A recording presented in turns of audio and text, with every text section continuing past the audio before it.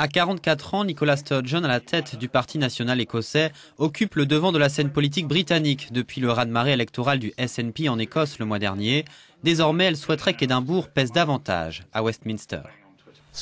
Madame la Première ministre écossaise, merci d'être avec nous. De rien. Le Premier ministre britannique David Cameron est lui-même en tournée en Europe. Vous voilà ici à Bruxelles. Qu'est-ce qui vous amène? Qu'espérez-vous réussir?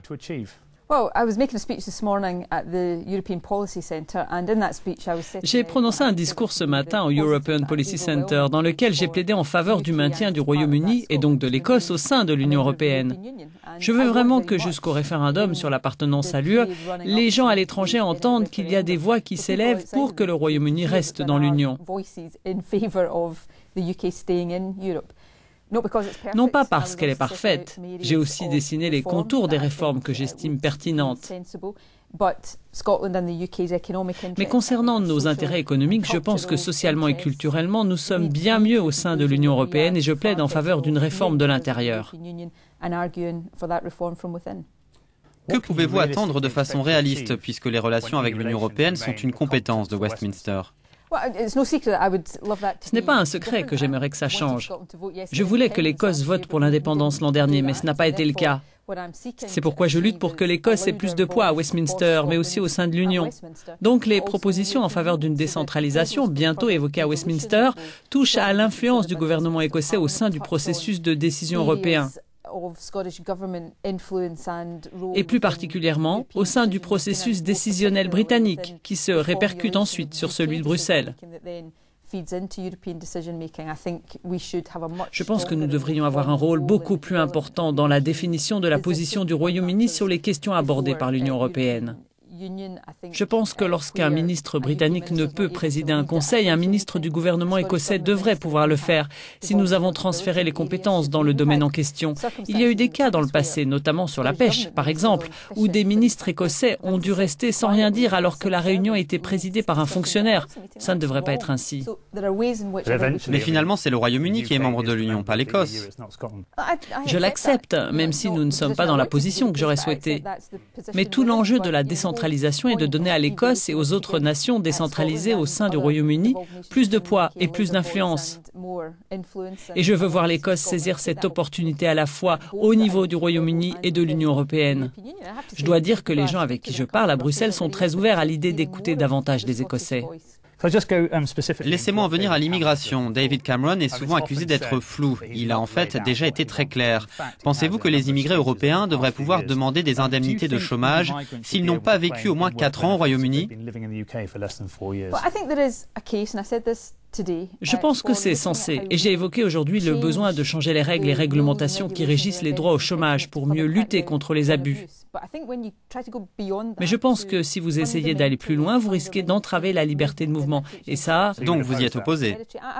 Il faut encore me convaincre. Il existe déjà des règles en matière de résidence habituelle, l'examen des critères du permis de séjour, les périodes d'admissibilité. Oui, je pense que nous devrions voir comment durcir ces règles pour lutter contre les abus. Et je pense que beaucoup de pays seraient d'accord. Mais la liberté de circulation est un principe fondamental de l'Union européenne et nous en bénéficions car beaucoup d'Écossais et de Britanniques s'installent dans d'autres pays européens pour y vivre et y travailler. Pensez-vous que nous devrions retirer des traités européens la clause d'union toujours plus étroite? Je pense que c'est se focaliser sur la forme plutôt que sur le fond. C'est ce que veut M. Cameron. Je n'ai pas à être d'accord avec tout ce que veut M. Cameron. Je pense qu'il doit encore déterminer pourquoi c'est si important. Le Royaume-Uni n'est pas dans la zone euro. Je soutiens le fait qu'il reste en dehors. Je ne serais pas pour qu'une Écosse indépendante adopte l'euro. Donc, dans un sens, nous avons la volonté manifeste de ne pas nous engager sur la voie d'une union toujours plus étroite qui a pu être envisagée au moment de la rédaction des traités. Pourquoi devoir changer les traités pour le souligner? C'est moins évident. Je pense que le danger qui guette David Cameron est de se lancer dans des questions de principe qu'il ne pourra pas résoudre. Cela devient ensuite plus difficile pour lui de plaider en faveur du maintien au sein de l'Union européenne. Est-ce que les pays non membres de la zone euro devraient avoir leur mot à dire sur des décisions affectant uniquement la zone euro? Non seulement c'est logique, mais je pense que nous allons inévitablement vers plus de gouvernance de la zone euro par les pays membres de la zone euro. Dans une certaine mesure, c'est l'une des conséquences logiques de la position britannique. Le Royaume-Uni semble parfois vouloir le beurre et l'argent du beurre.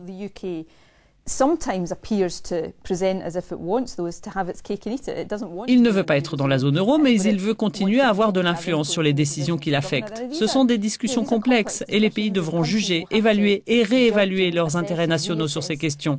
Je pense que l'un des problèmes, vous avez dit que les gens savent ce que veut David Cameron, peut-être que c'est vrai globalement, mais des détails doivent être précisés afin d'aider à clarifier le débat actuel. Devrions-nous empêcher les immigrés de réclamer des allocations pour des enfants à charge vivant à l'étranger? Encore là, c'est l'un des exemples où il devrait y avoir des changements pertinents pour mieux lutter contre les abus. Ce sont des questions à propos desquelles je pense qu'il est utile de faire des changements.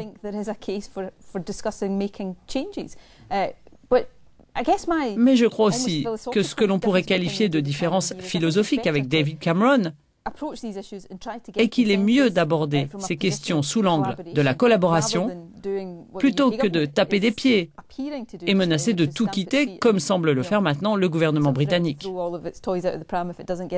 Pouvez-vous expliquer cette double majorité que vous proposez? C'est assez simple. Dans le cadre du référendum sur la sortie de l'Union. Le Royaume-Uni n'est pas un État unitaire, c'est un État multinational. Et pendant le débat sur l'indépendance écossaise, on nous a dit que chaque nation du Royaume-Uni avait une voix et que chacune serait entendue de manière égale. Alors ce serait injuste pour l'Écosse, le Pays de Galles ou l'Irlande du Nord de quitter l'Europe, même si nous votions pour y rester, juste parce que l'Angleterre a une population beaucoup plus importante et peut peser plus. Donc un arrangement avec une double majorité... Est-ce démocratique? Laissez-moi terminer d'expliquer ce que c'est. Ensuite, je vous expliquerai pourquoi c'est absolument démocratique. La double majorité, ce genre d'arrangements sont communs dans les systèmes fédéraux, signifierait que le Royaume-Uni pourrait seulement quitter l'Union si l'Angleterre, le Pays de Galles, l'Irlande du Nord et l'Écosse, si chaque partie composant le Royaume-Uni en décidait ainsi. Mais c'est un référendum sur l'appartenance britannique à l'Union européenne, pas les pays à titre individuel. Mais la Grande-Bretagne n'est pas un pays unitaire. Ceux qui pensent que l'Écosse doit quitter l'Union européenne, peu importe notre propre volonté ou celle du Pays de Galles ou de l'Irlande du Nord, eh bien, étant donné les conséquences sociales en termes d'emploi, d'investissement ou d'identité, je pense que ce sont eux qui plaident pour un choix non démocratique. Mais poseriez-vous votre veto si le reste du pays votait pour quitter l'Union? Vous savez, l'année dernière, pendant le référendum pour l'indépendance, j'ai mis en avant l'idée que l'Écosse devait être un membre à part entière de l'Union européenne. Ce n'est pas ce qui se passe. Il faut reconnaître que le Royaume-Uni n'est pas un État unitaire, mais multinational. Si vous voulez être un État multinational qui permet vraiment à toutes les voix d'être entendues, alors vous devez accepter parfois ce genre de compromis. Ce serait fondamentalement antidémocratique que l'Écosse se retrouve en dehors de l'Union européenne alors que nous avons voté pour y rester.